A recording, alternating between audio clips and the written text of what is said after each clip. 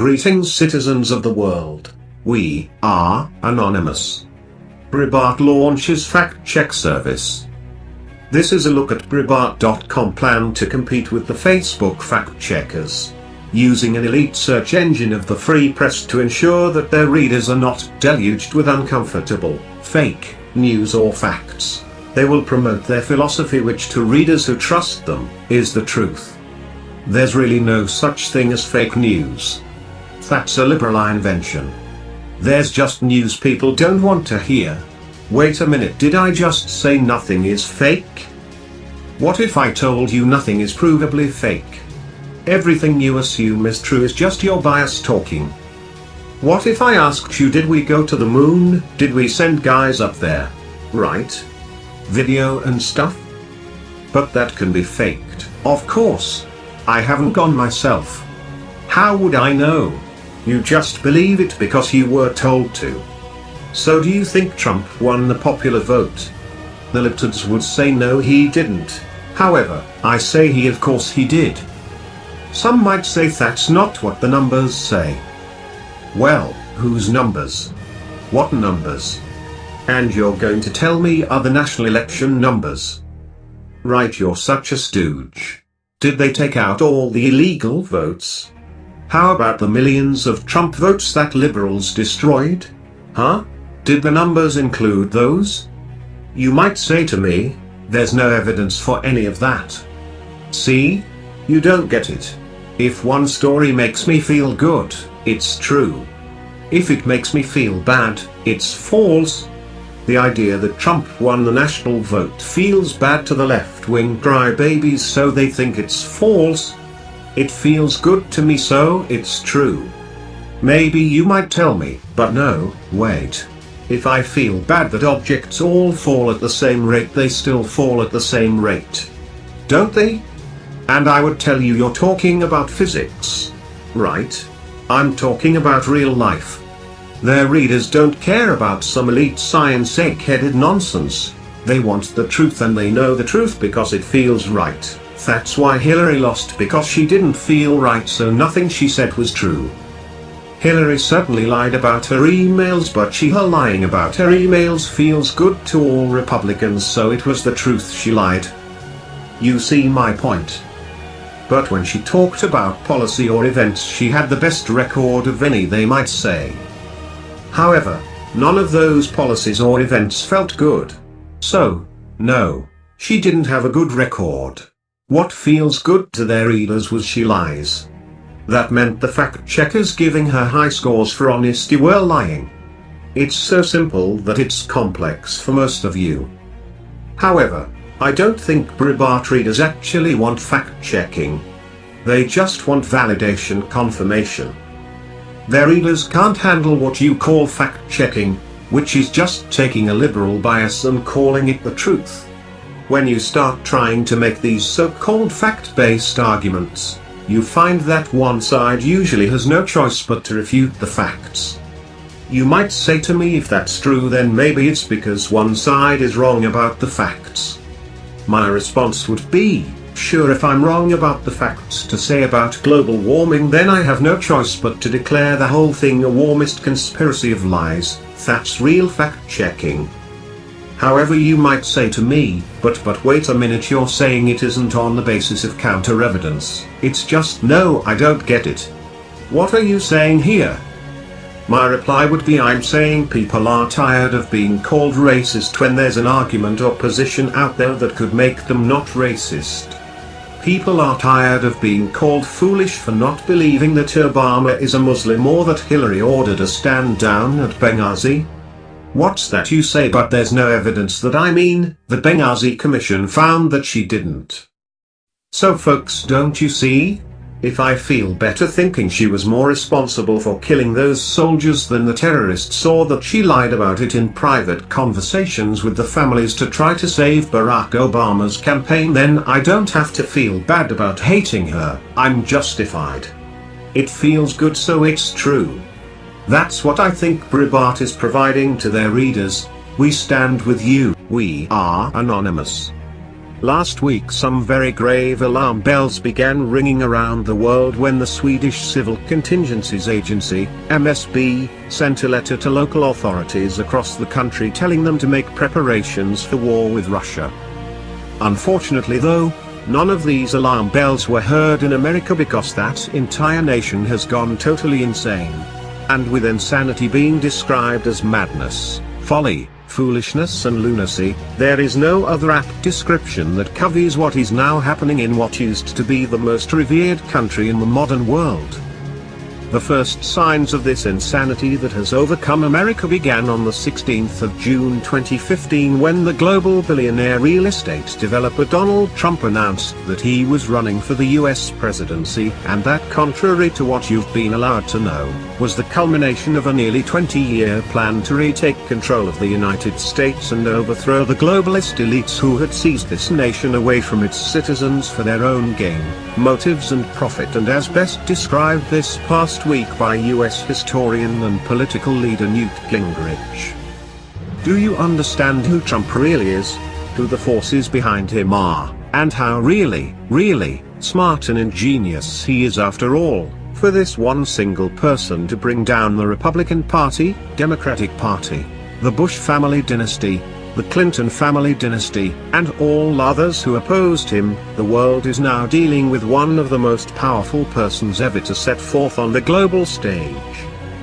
It is no coincidence either that the movement Trump is now in full control of is being evidenced throughout the world too, and that led to the stunning Brexit vote casting Britain out of the European Union, and too many other shocking events mentioned in just one writing. But as the new year begins, will overturn the entire old world order.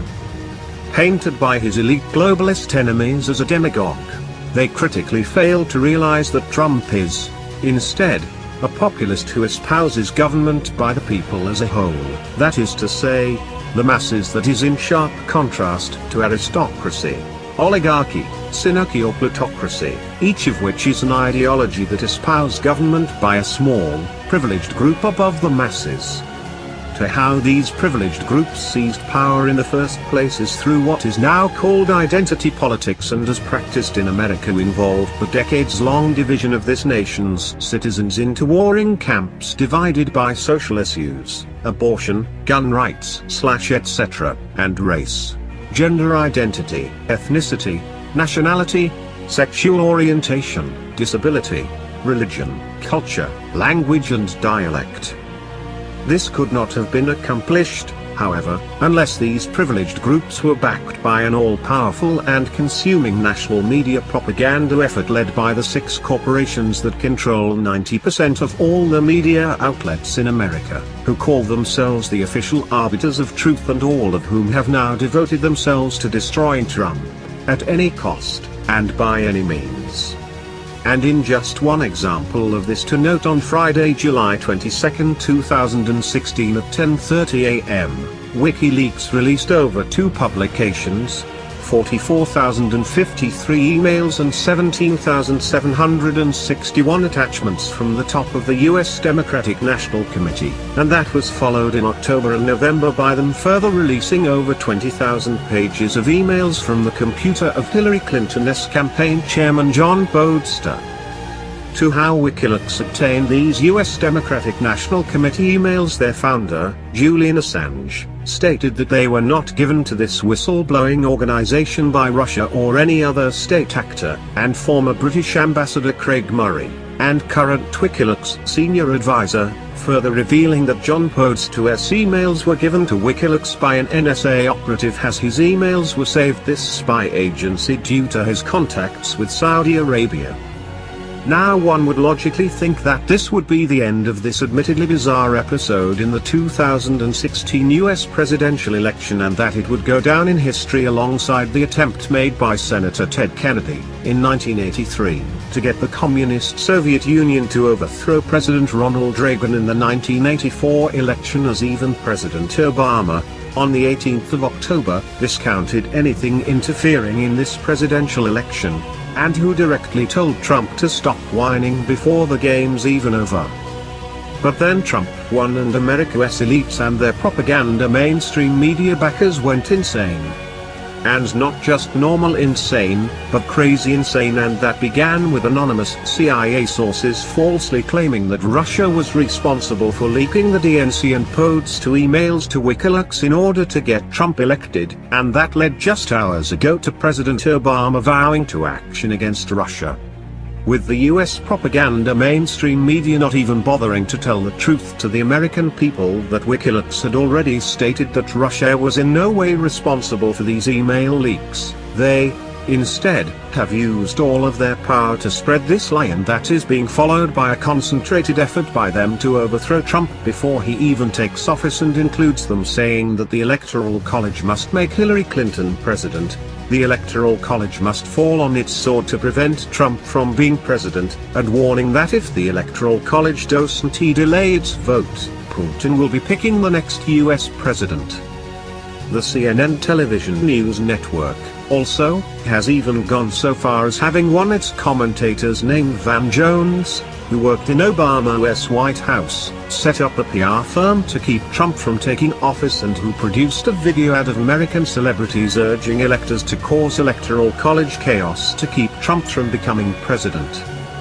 For those of us who have done nothing more than tell you the truth about what is going on, I am sad to report, we're now being targeted too with Facebook, where 44% Americans say they get their news, now actually censoring anyone daring to tell the truth by labeling them as fake news, and that involves their readers being able to flag anything they believe as fake news, except for any articles published by the propaganda mainstream media, of course.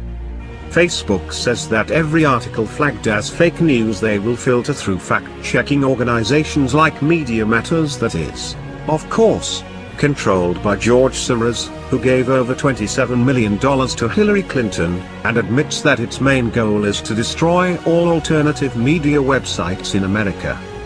And the reason that all American alternative news sites have to be destroyed is because without them Trump would have never been able to win. It's as simple as that, folks.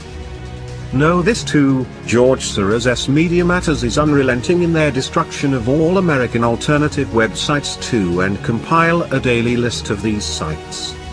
JP Morgan Chase, the largest bank in the US, in response to America having gone insane, has, also, issued a warning telling all of its investors to start ignoring the mainstream media, and stated, geopolitical developments should be gauged from both traditional and non-traditional data sources, such as big data sentiment indicators, independent media outlets, etc. Given the failure of many traditional data sources to anticipate geopolitical developments this year. As just one example of these traditional data, news sources failing to anticipate geopolitical developments was the entire American mainstream media, who didn't know what was going in Turkey, but as an independent media outlet we did, and on the 2nd of December 2015 warned that the US was plotting a coup there, and that began on the 16th of July. If you remember, it most certainly was not the mainstream propaganda media that told you Trump would win, it was us. And just like I told all of you in my the 22nd of October letter titled Donald Trump Landslide Victory Races World War III to Finish Line, and before anyone objects to my stating that Donald Trump is on the cusp of achieving a landslide victory, let me assure you this is based on fact, not supposition.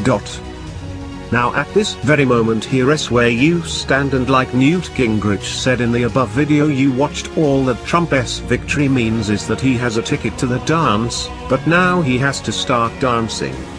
Likewise, when Gingrich said that Trump could only succeed in destroying these elite globalists if the movement supported him, that means you. And that, my dear friends, is the reason Sweden is now preparing for war, because if these globalists for a second see your support failing, Trump will fall, and then will come World War III. And to show and prove to these elite globalist monsters that your support is not failing is for you, in turn, to support those of us who've been telling you the truth all along. Today, right now, this crisis is in your very hands to do something positive about, and that begins by you giving what you can so that we, and others like us, can survive.